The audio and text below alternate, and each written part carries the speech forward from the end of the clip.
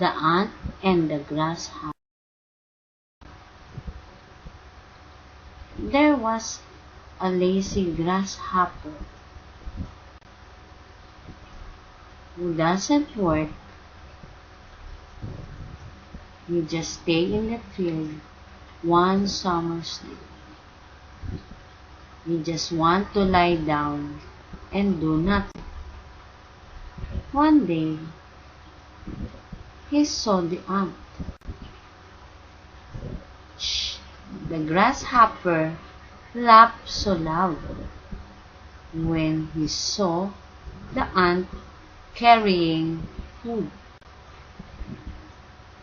The grasshopper don't want to work. He just want to sing all day. He just want to play.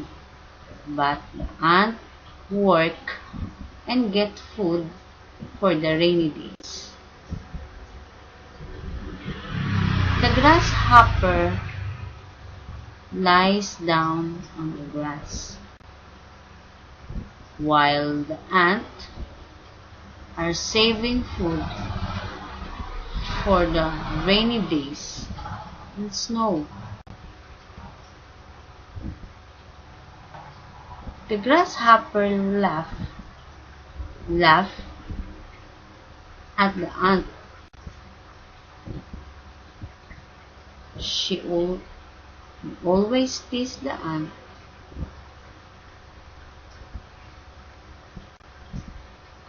One day, a heavy rain came, and snow fell on the ground.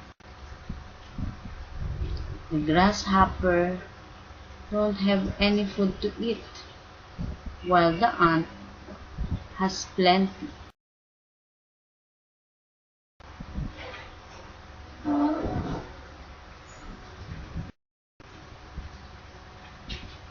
The grasshopper don't have any house or shelter where he can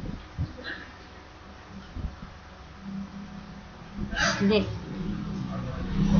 and hide from the snow.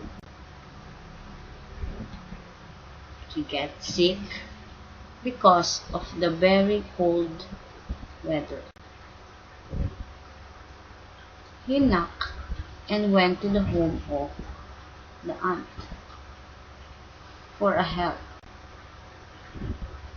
And the ant helped the grasshopper and gave him food to eat.